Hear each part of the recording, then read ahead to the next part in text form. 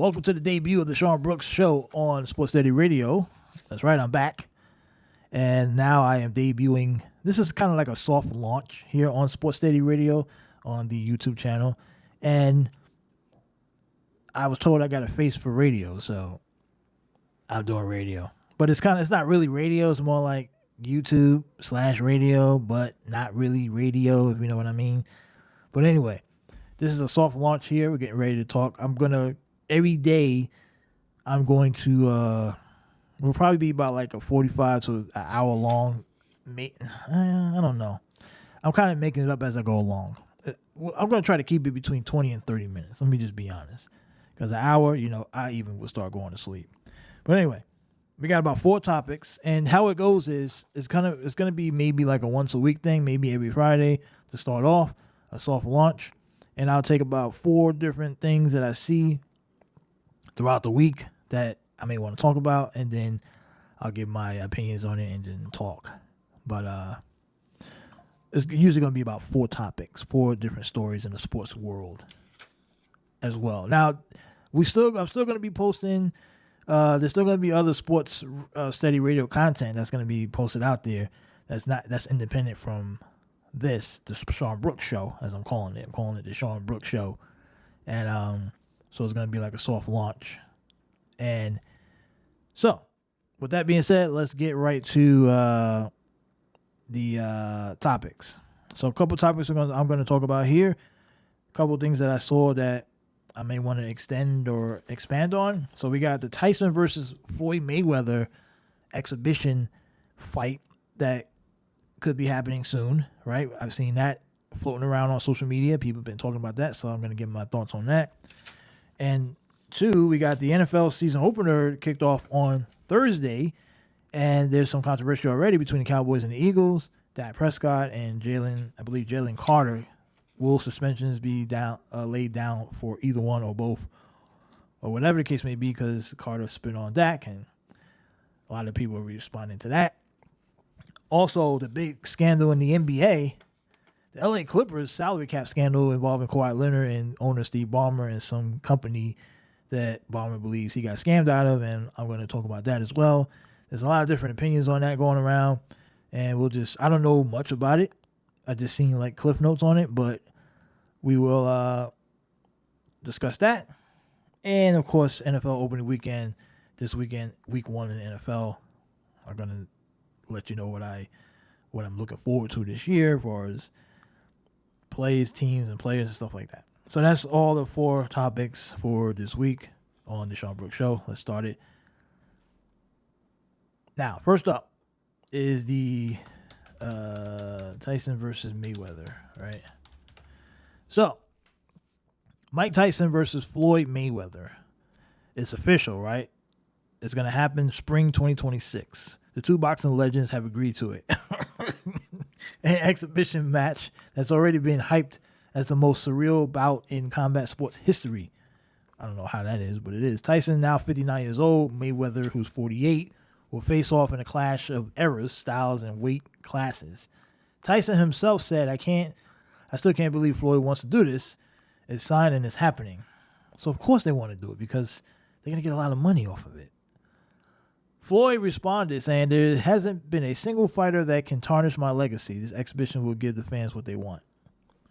Like, they're just hyping this up, okay? No official sanctioning yet, so it won't affect their records, obviously, because it's an exhibition. Heavy gloves, shorter rounds, and modified rules due to age and weight disparity. A global broadcast push with CSI Sports promising record-breaking viewership. So this is mostly about a money grab, of course, between 2 guys.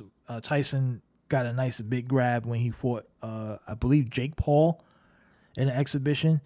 What was that, last year? I believe that was. That was hyped up to be this great event, but turned out Tyson, the match was kind of silly. It was dumb. But there are people out there that want to watch this stuff, and they're going to pay for it, and networks are going to make a lot of money off of it. And because people are gullible, they will buy into anything, right?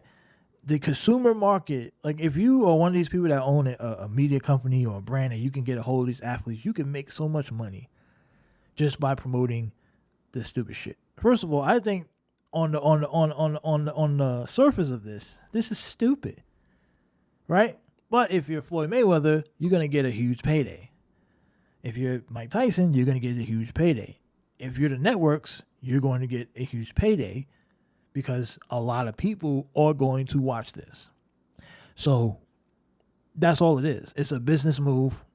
It's not meant to really be taken seriously. We are in a stage now where sports and entertainment is kind of one of the same now, but it's not even competitive sports anymore. The real money is in the entertainment part of the sports. No one cares anymore about competitive spirit. It's about how can you sell the biggest ticket, right? How can you fix matches? How can you bring in a scenario where people can will want to pay to see and be entertained, right? The model of the WWE is now being into the boxing space. Like boxing used to be taken seriously, but boxing died off, right? So now they're bringing it back within the entertainment. More like, these type of exhibition boxing matches are having more viewership than any legit boxing match because they're taking the WWE model. Next, we're going to start seeing scripts and movie type scripts on these boxing matches that lead to a match, right? Like it won't be long before someone builds a TV series on these exhibition boxing matches where you get a couple of celebrities in there and they're talking about, and it's like a TV show, and then it leads to a big match at the end of the season, and they get, like something like that. Like we're that close to something like that. They're gonna turn into a WWE style type event that could be happening soon with these different sports. I don't know. I wasn't interested in the Paul and Tyson fight. There's obviously going to be interest in this one because it's Tyson versus Floyd Mayweather, and people have been dreaming about these matchups. When they talk about the all-time fighters, the listeners go, who would win if you put them in a ring? Now you're going to get to see them in a ring, but obviously they're older. By the time this fight happens, I think Tyson might even be 60. He's 59 now. He could be almost 60 at the time, and he didn't look that great, like as far as keeping up with Jake Paul. I mean, Paul, I would assume that Floyd is still, he's only 48. It's going to be, they're going to drag it out. Floyd's the master at dragging fights out. He's really good with the pace. So they're going to get the viewership. It's going to go like a bunch of rounds because they're just going to be playing around. Floyd's a dancer. So they're going to make their money's worth. I feel like at the end of the fight, people are going to be disappointed. The viewers, at least, not Floyd and Tyson, because they're going to make a boatload of money. The networks are going to make a boatload of money. But I feel like this is another overhyped celebrity exhibition that means absolute nothing, and there's really no point in this. No point at all. So let me know what you think in the comments. Are you excited about this Tyson versus Floyd Mayweather exhibition? Do you care? Does it matter? Is it another money grab? I don't know. I think it's all a joke. So that's my take on that. Not much there's really not much to say on that. That's all I got. But so let's move on. Let's move on because there's no point in staying on that. So the NFL, right? The NFL opening week, Thursday night. Cowgirls and She-Girls. That's what I'm calling them. The Cowgirls and the She-Girls. And before the game even starts, right? Before like kickoff or it really gets going, there was a little, event between Jalen Carter and Dak Prescott before the game. They're calling it SpitGate. That's what they're dubbing it. SpitGate has been dubbed. Dak Prescott, Jalen Carter incident from the 2025 NFL season opener has been dubbed SpitGate. It's one of the most explosive moments in recent Cowboy Eagle history. just 6 seconds into the game, Carter was ejected for spitting directly on Dak Prescott during an injury timeout. Video replay suggests Prescott may have spit first, not at Carter, but in his general direction, prompting Carter's retaliation. Prescott said he was surprised by the ejection, but welcomed the 15-yard penalty. Carter later apologized, calling it a mistake and promising it wouldn't happen again. So the NFL is reviewing the incident for possible fines or suspension, though Carter's ejection may count as a sufficient discipline. This is what they're saying. Now,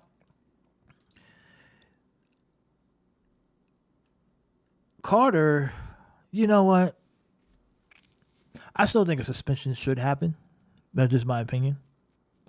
But because this happened on primetime television, on prime TV, in front of a large audience, and the NFL, this is like the opening day of the NFL. And instead of talking about the game, which was a close game, right? Everyone's talking about SpitGate. And while the NFL may see that as, oh, well, at least we're being talked about, that's not the kind of press you want, right? Seeing players spit on each other. It's kind of like, look, it's not a good look.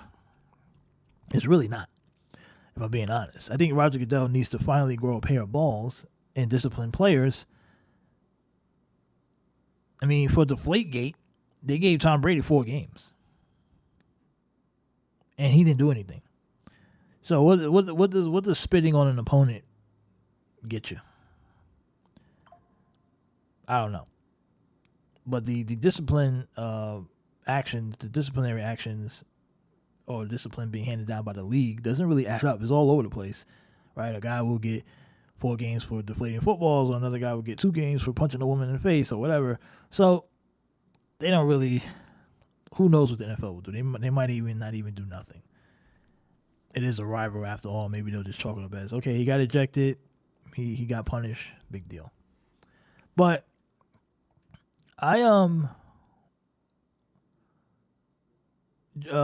Dak Prescott, now the big push here online is that, Dak spit first.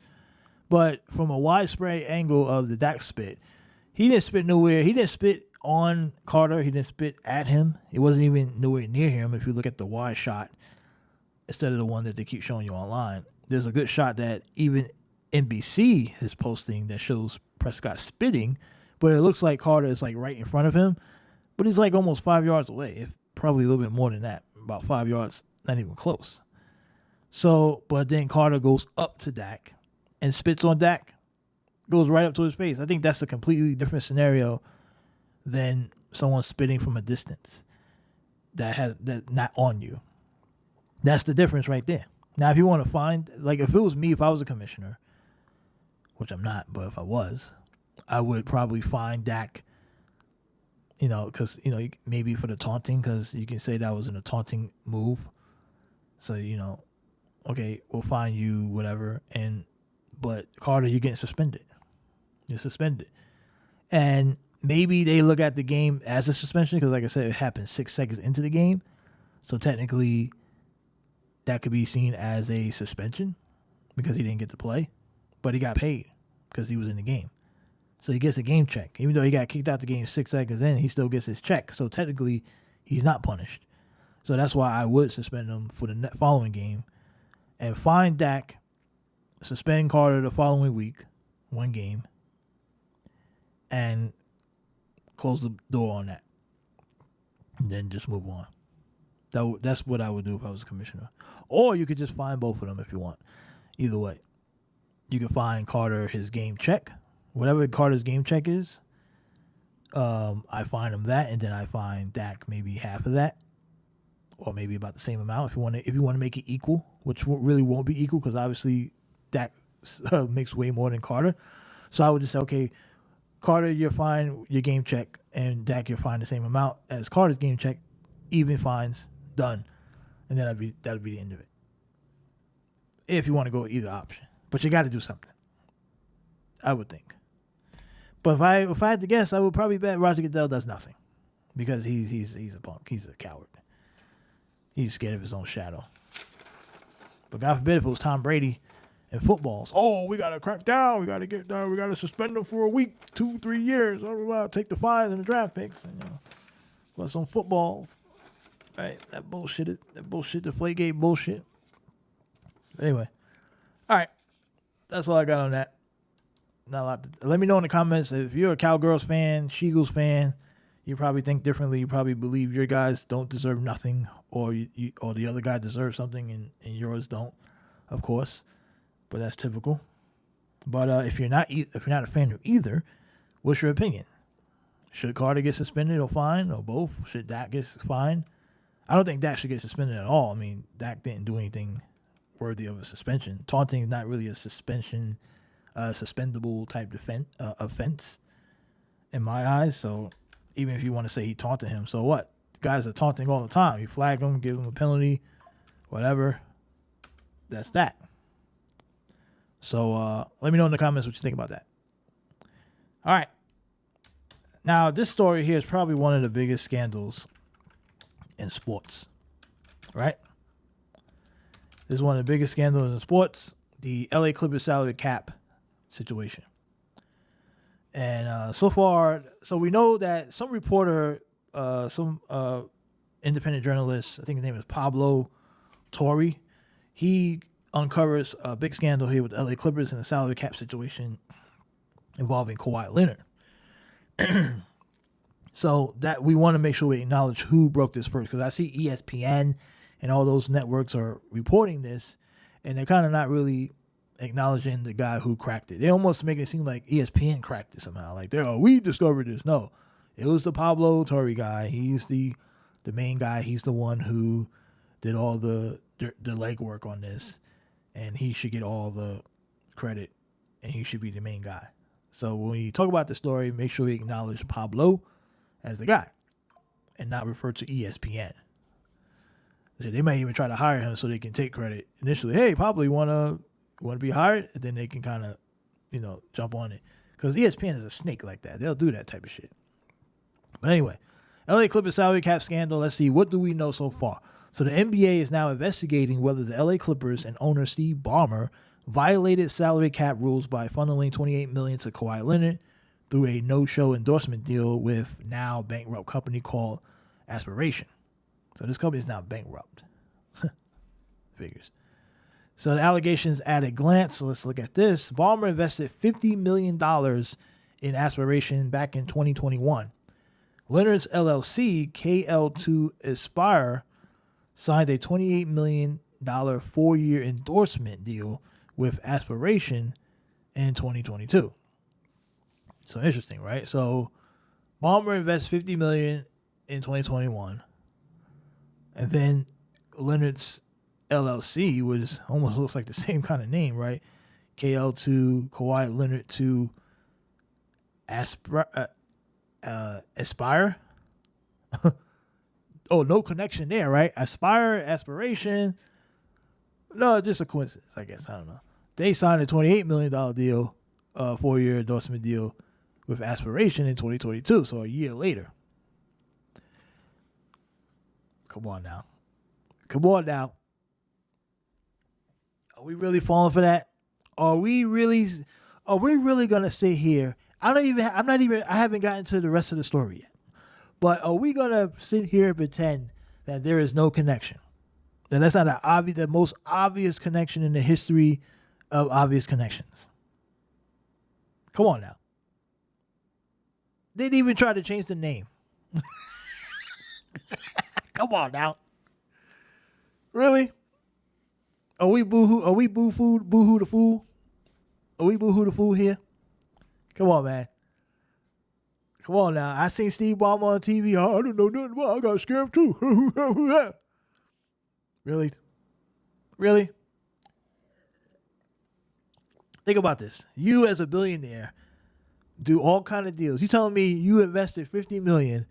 When these guys sign any type of money or give anything away, they got people combing through any agreements. Because when you invest $50 million, right, out of your pocket into a company, he has lawyers. He has people that do these deals all the time.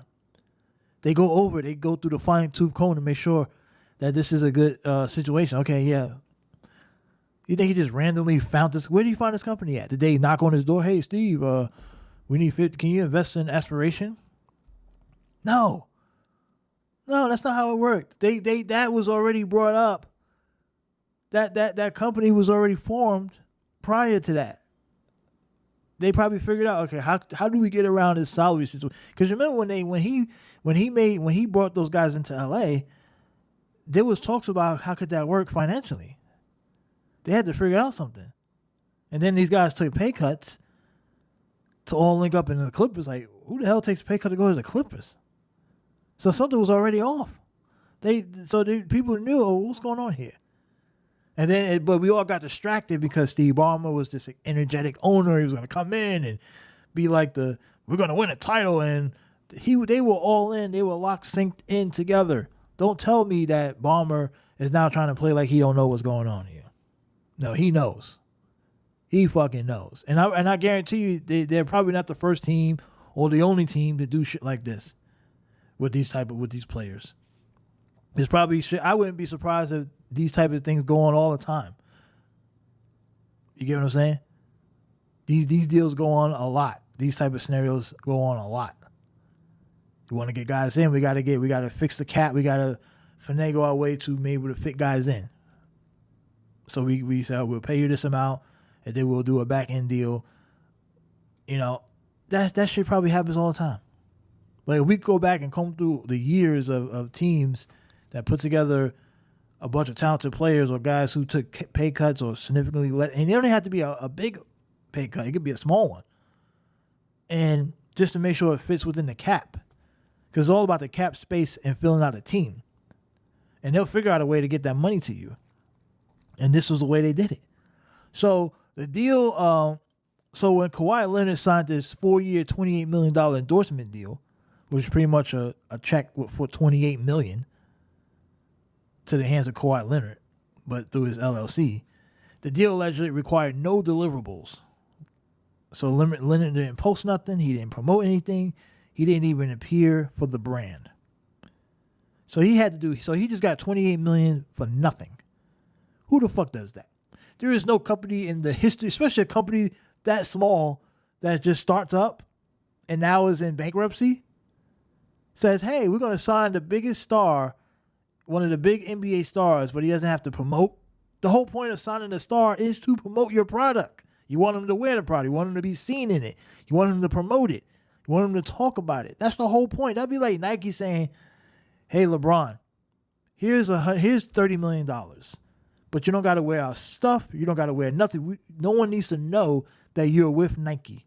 But we're just going to give you $30 million. What would be the point?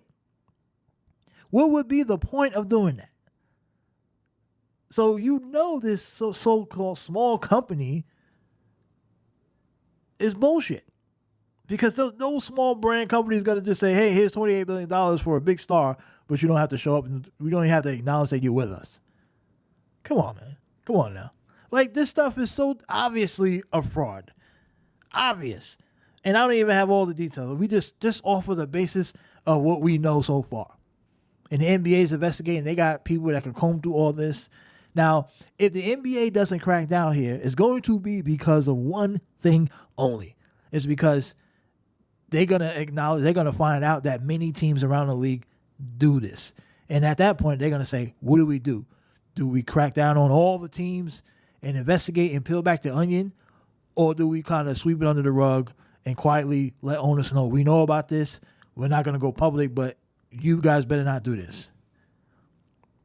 That's all. Or if they do crack down on the Clippers, they're going to do it so severely that every other team is going to say, oh, shit, and back off and cut it out or shut it down as a warning. Right? Either way. But there has to be some kind of penalty in order for them to get out of this. Because I see Steve Ballmer on TV, on ESPN, talking about he doesn't know nothing about this. He got scammed. He's a victim. I'm like, well, if that's how you feel, then you should probably trade Kawhi Leonard. You should cut him right now. You should release him off the roster if you believe, because this is Kawhi's company.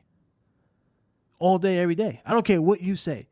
KL2 Aspire is fucking the same shit as Aspiration. They're the same fucking company. It's the same people running the show. You can't tell me that none of those companies are not linked. That's Kawhi Leonard and his people. If it ain't Kawhi himself, it's his people. And they tried to circumvent the cap. Even if you say at best you feel like you got scammed, then you need to trade him. You need to cut him. He needs to be gone. You need to suspend him. You're the owner of the team. If you got played, you need to take action first. Prove to us that you got scammed, that you're a victim. But he won't do that because he knows the real deal here. He knows the real deal. They're all together on this. Now, so we said the deal alleged that, he didn't have to do nothing for the company, the brand. Anything, just, hey, here's $28 million over 4 years. The clause stated the deal would be void if Leonard left the Clippers.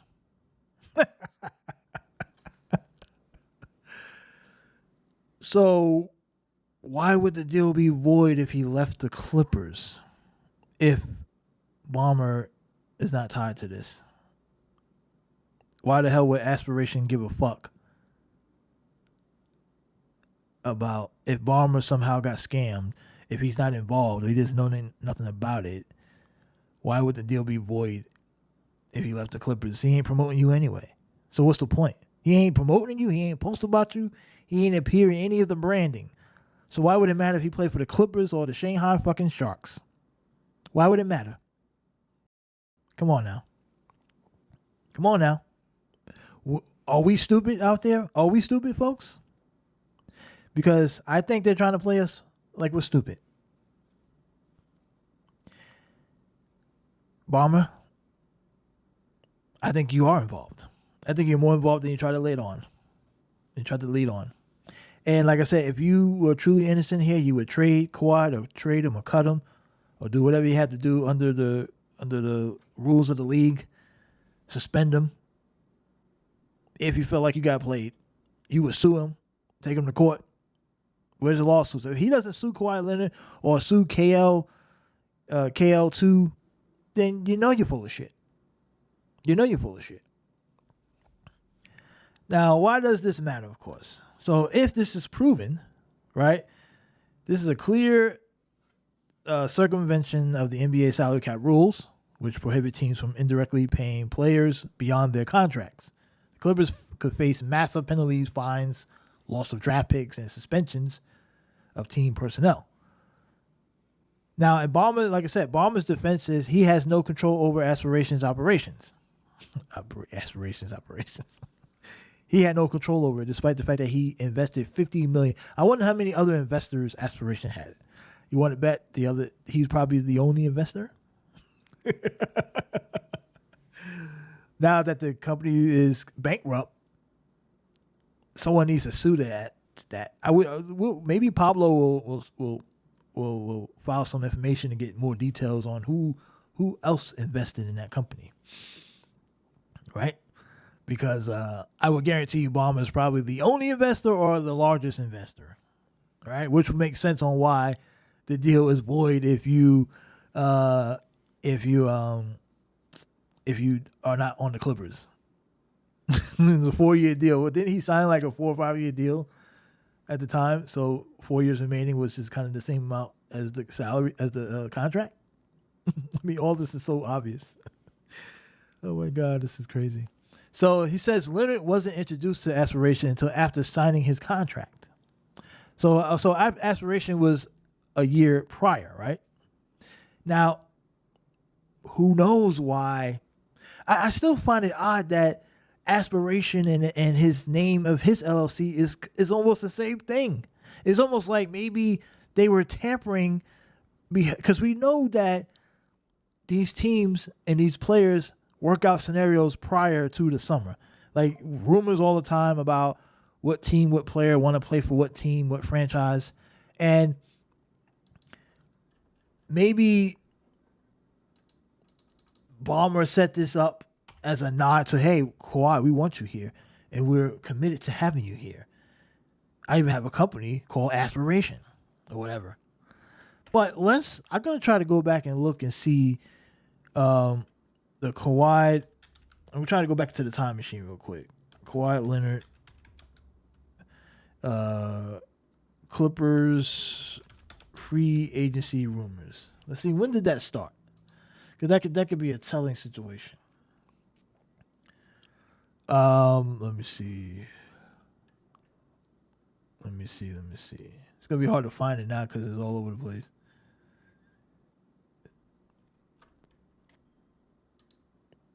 Because we go back and find out.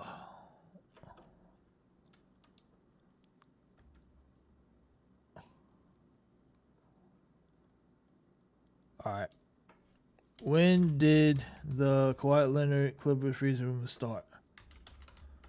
Because all this could be connected, folks.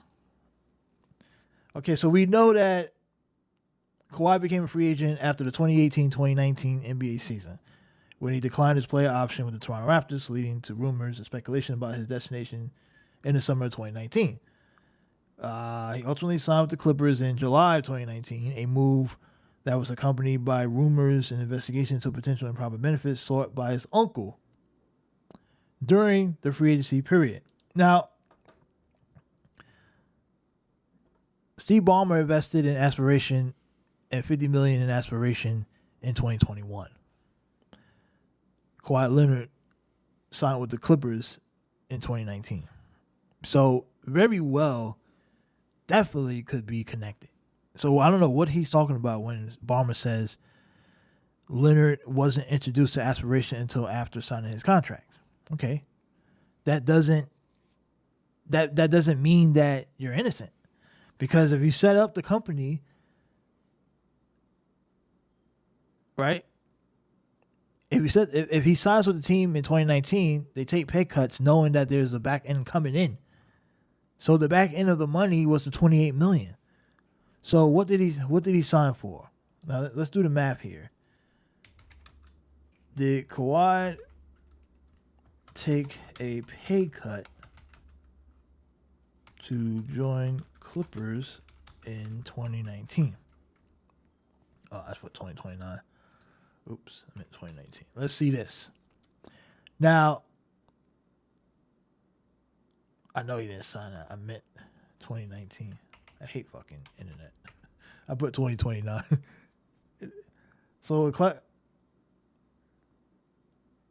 Okay, so technically he didn't take a pay cut, but he took a shorter deal. Okay, so tomato, shorter deal, pay cut, same fucking shit. Okay, it's just another way of doing it. So technically, did he take a pay cut? No, but he took a shorter deal, right? So the details of that contract was he signed a 3-year, $103 million contract. He declined larger offer. At the time, was a shorter deal than he could have signed. Toronto Raptors previously had the 5-year Supermax deal. So he declined 5 years, $189 million to take a 3-year, $103 million. So the strategy was signing a shorter deal, shorter contract was a common strategy for players who wanted to re-enter free agency with more leverage after having accumulated more years of service. But let's look at this for a second. Kawhi Leonard, known for a guy who's known to play about half a season. He took a shorter deal. Right? He took a shorter deal. But why did he could have took the shorter deal in Toronto? Is it really a shorter deal though? Because LA, I mean, he obviously he took a pay cut. He obviously took a pay cut. Even though they're trying to tell us he didn't. He obviously did. Because 5 years, 189, 3 years, $103 million under California taxes. I mean, 40% of that's already gone. You're already going to lose $40 million anyway, which comes in Aspiration.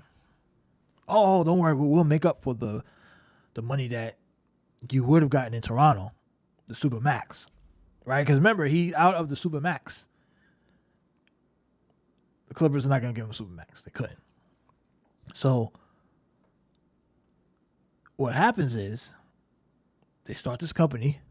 Steve Ballmer does. Let's not beat around the bush here, folks. Steve Ballmer or people close to Ballmer or someone in the camp of Kawhi and Ballmer, or maybe Ballmer's people in Kawhi. I just can't get past. Look, I'm not making much sense right now with this. This is a little jumbo I'm going through, but just bear with me here.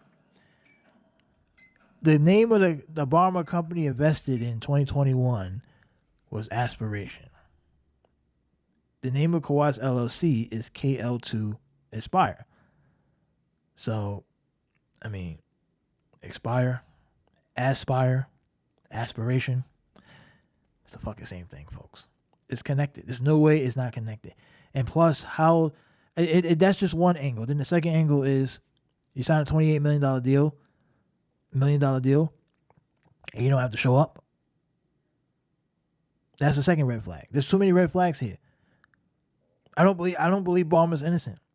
I know he likes to pretend he's going to pretend he's innocent, but he's not. What needs to happen here, if Ballmer is innocent, he should be trading Kawhi or waiving him, or at the least, Kawhi should be suspended for the year. He should be kicked off. Look, you're still a Clipper, but you're done because you played me, and maybe even take legal action if he's so innocent. But I don't believe he's innocent. So I don't believe he's innocent. He says he was conned by the Aspiration's founders, who are now facing federal wire fraud charges. So the founders of Aspiration are facing charges. So apparently Steve Ballmer's not the founder. So let's correct the record here. I did say I thought it was Steve Ballmer's company. No, he just invested in it. He ain't the founder. So let's correct that part. But the founders of Aspiration, who I believe is connected to at least Kawhi Leonard or his people. Now, Pablo Torre, who is an investigative journalist who broke this story, is reporting obviously that Ballmer used a $50 million investment in a company to facilitate a $28 million no-show deal for Kawhi Leonard. Right? Ballmer is refuting Torre's reporting, saying he and the Clippers had no role in greasing the wheels. So Ballmer, you might need to sue Torre then. That's another thing. If you believe Torre's lying, sue him, so we can get discovery and really find out. Because if you sue Torre and it goes to court, discovery comes. Then we get to really know behind the details of that investigation. We get all the goodies. You get all the stuff. It gets to come out. So we'll see if he sues. So back in 2019, Kawhi Leonard's uncle and advisor Dennis Robertson was investigated by the NBA for allegedly seeking impermissible benefits during the free agency process. Ultimately, the league said it didn't find any evidence to support the accusations, but questions around Leonard and his camp are back due to Aspiration scandal. So these guys have a history of being fraudsters, right? They have a history back in 2019. So you telling me Ballmer, who's the owner of the Clippers, you're gonna invest in a free agency into a guy that they hand the franchise to? You didn't do a background check. You didn't say, "Whoa, this 2019, this stuff looks kind of shady here. Maybe we should not sign Kawhi, or maybe we should do more of a due diligence before we hand over $103 million and the keys to the franchise." No investigation, no nothing. So Ballmer's excuse for not ultimately asking questions or doing his due diligence, he blames Kawhi. He says, "I think because he doesn't speak much, relatively, there's a lot of mystery around Kawhi. That may be why fans create a narrative, if you will. The allegations have not been true. What's most important to me is we've done the right thing in all these interactions. Kawhi's business is Kawhi's business, but we've always done the right thing." So Kawhi is so quiet that they just believe that he was just legit. They no need to look him up. No need to do our due diligence before we give him $100 million because he's quiet. He's quiet. The quiet ones are the ones you need to watch. That's what they say, right? That's what they say. The quiet ones be the ones you got to watch out for, boy. All right. So according to court documents obtained by Pablo Torre, the investigative journalist who broke the story, Court filings show that Leonard is still owed $7 million from Aspiration. Now, Aspiration has now went bankrupt, of course. In terms of his status with the Clippers, Leonard is in his second year of a 3-year extension he signed in January of 2023, and he is set to make $50 million. So, there you have it, folks. There you have it. So, look, we know, I don't care what anybody says, it's so obvious, it's right there in our faces. I may not have connected the dots correctly, but the puzzle pieces are there. It's obvious that Steve Ballmer is involved. He knows more than he's trying to pretend somehow he's some innocent bystander. I just don't believe that a billionaire like that got played by some startup of the company name that's also similar to the name of the Players LLC in the shorter version of the name. You didn't put 2 and 2 together. Come on, dude. Even if you know what I'm saying, even if you believe you got conned. I mean, come on. Come on now. So we'll see what happens with that with the NBA. Let me know in the comments. Do you think Steve Ballmer is lying? Do you think he got conned? Do you think he's more complicit in this? What about Kawhi?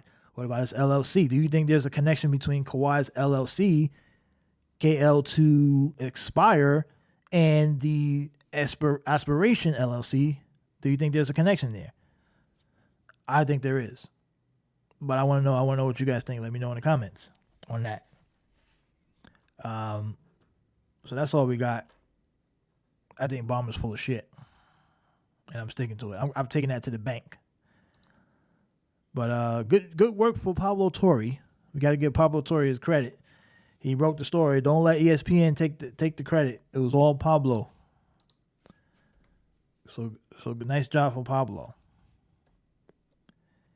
All right, so let's move on to the final story here. That went a little longer than I probably wanted it to.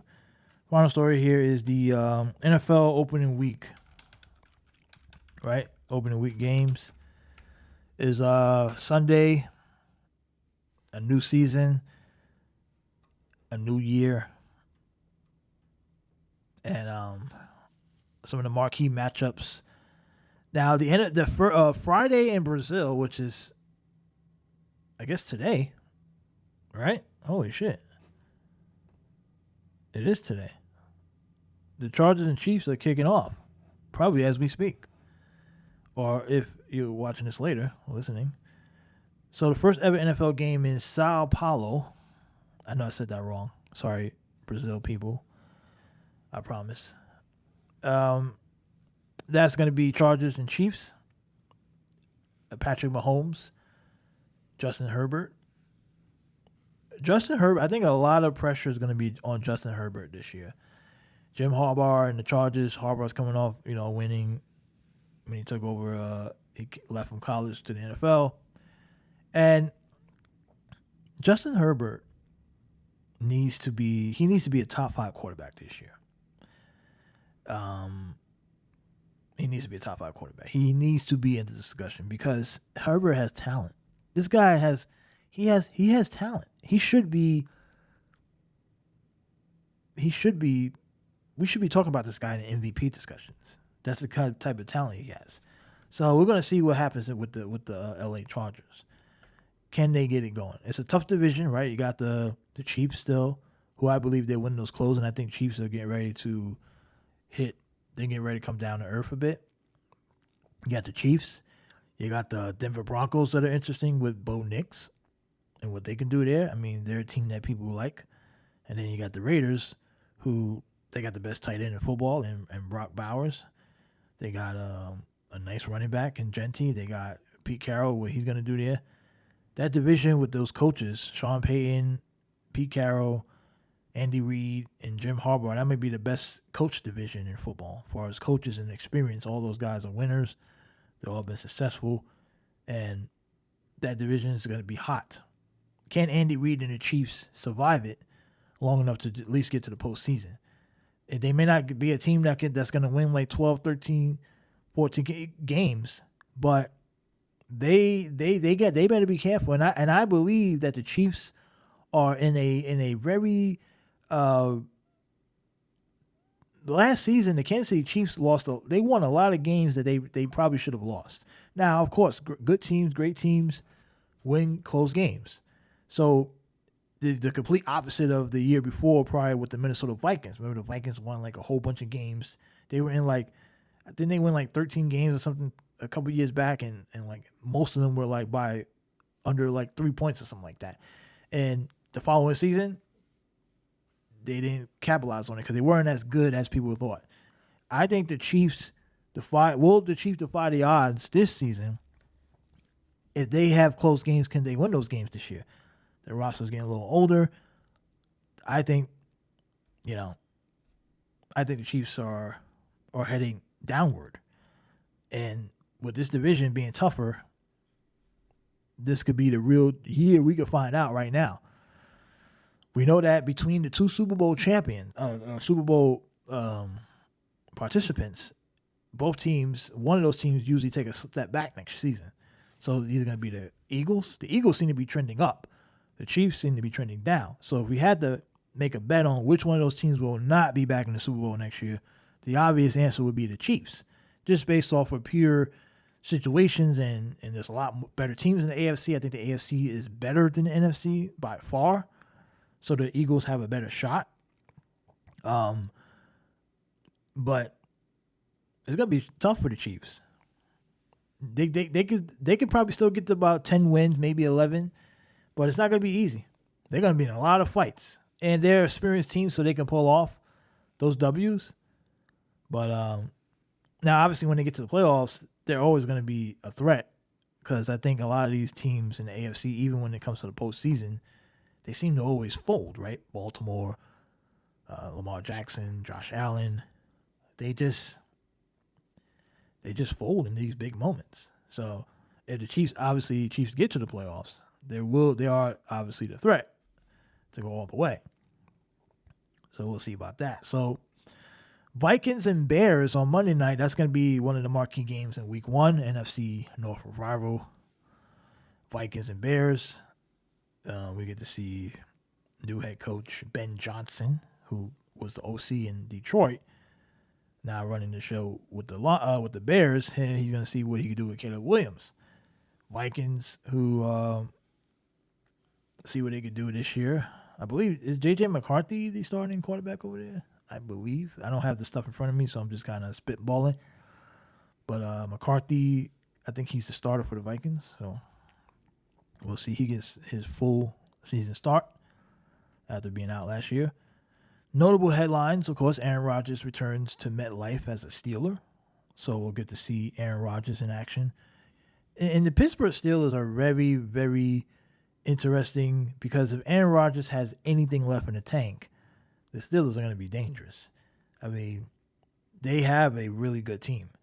They're a team that's not really getting talked about a lot. But because Aaron Rodgers, things didn't go well in New York. It was a disaster. But if Aaron Rodgers has anything left, I mean, if he goes back, turns back the clock and gives you one of them Packer Rodgers type runs, the Steelers are going to be good. They're gonna be T.J. Watt in that defense, Mike Tomlin. The Steelers have a tradition of continuing to win in the regular season, as far as like winning seasons. So if Aaron Rodgers is a plus, as far as like him being productive with Metcalf, that team is going to be a problem. Sadly, they will be. So all eyes will be on Rodgers and the Steelers. Cam Ward, the number 1 overall pick from the Tennessee Titans, will make his NFL debut as an 8.5-point underdog. So the number 1 pick, we'll get to see him. Now, not a lot of talk about him in the offseason, despite being the number 1 pick, because all the talk was about Shedeur Sanders and Travis Hunter and many of these other rookies. Cam Ward will be on the stage, and we'll get to see if he lives up to being the number 1 pick. And, of course, Micah Parsons got traded to the Packers. And right before the season, last week I think it was, the trade happened.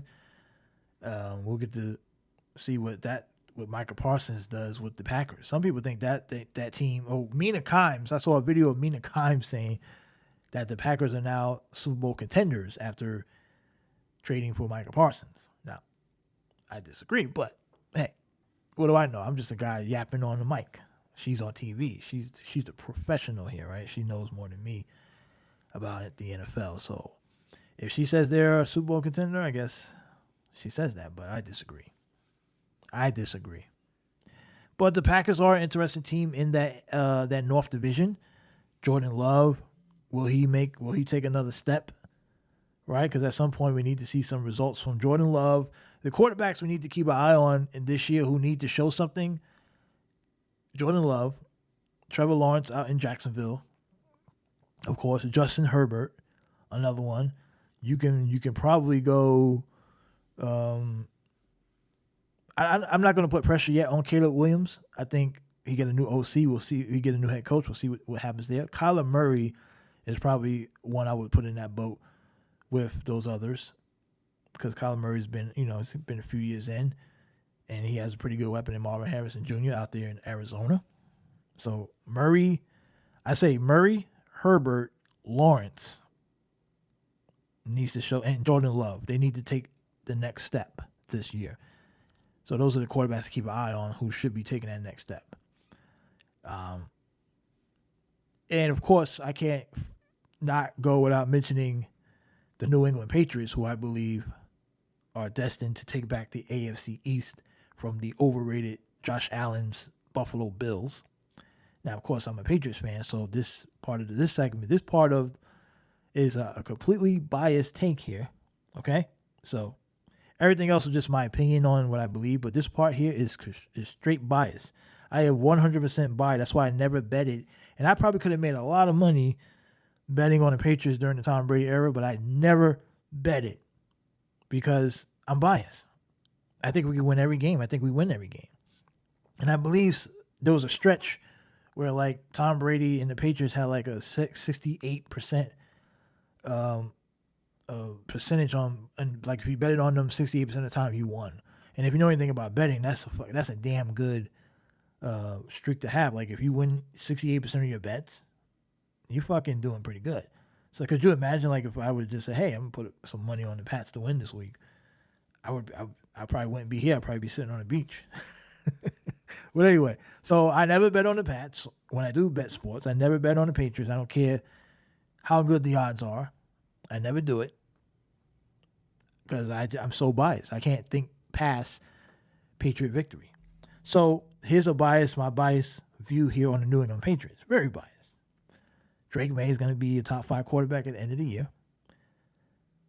The Patriots are going to win the AFC East. And the Patriots are back. Josh Allen, the Bills, your run is over. Yeah, a nice little 4 or 5 year run, whatever. You didn't win the Super Bowl.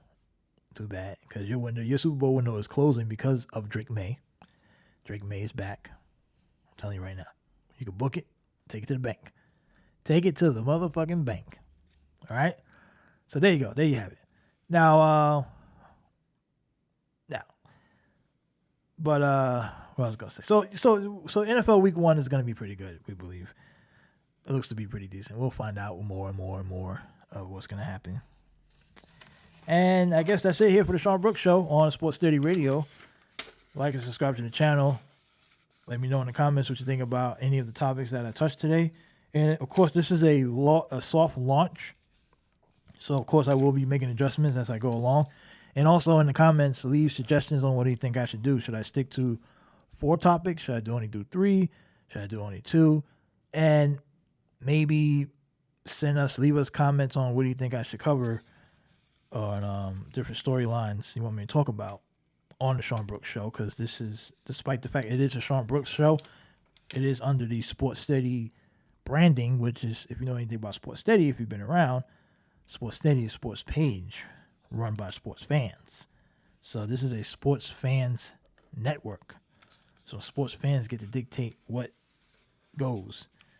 And I may even reinstate if I do live feeds, I'm not doing live yet on SportsSteady on the Shawn Brooks Show. We have not decided to do live yet, even though we do sometimes do live on regular Sports Steady Radio where we do phone calls. I may reinstate or install that feature into mine if I ever do live shows. But like I said, it's a soft launch. Adjustments will be made. Any comments or criticism, if you want to directly reach Sports Steady, you can leave an email at sportssteady@protonmail.com. sportssteady@protonmail.com. We're on Twitter or X at sportssteady, sportssteady live, Instagram at sportssteady, sportssteady TV on Facebook, as well as YouTube at sportssteady TV, sportssteady network, which is the main umbrella. That's like our bosses, sportssteady network. That's who controls everything. I sometimes appear over there too. Gridiron Steady for the football stuff, Hoop Steady for basketball, Puck Steady if you're a hockey fan, Baseball Steady if you are a baseball fan, and so far. The goal is obviously at some point we want to have other people join and be able to jump on the shows with us, other sports fans, of course. And we're trying to expand this the best we can, but we're kind of limited. It's like a handful of us running this large operation. I call it a large operation because we just got a lot going on. But it's really coming on slow, and we're committed. We're here for the long haul. And so that's all I got here for the Shawn Brooks Show. Thank you guys for listening, and enjoy your NFL Week 1. Have fun. Root for your teams. Don't drink and drive. And that's all I got. Sports page run by sports fans.